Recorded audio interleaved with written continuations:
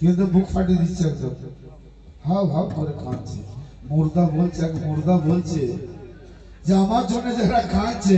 আমি যদি এখনই উঠে বসে পড়ি আর আমাকে বাঁচতে দেবেন বলে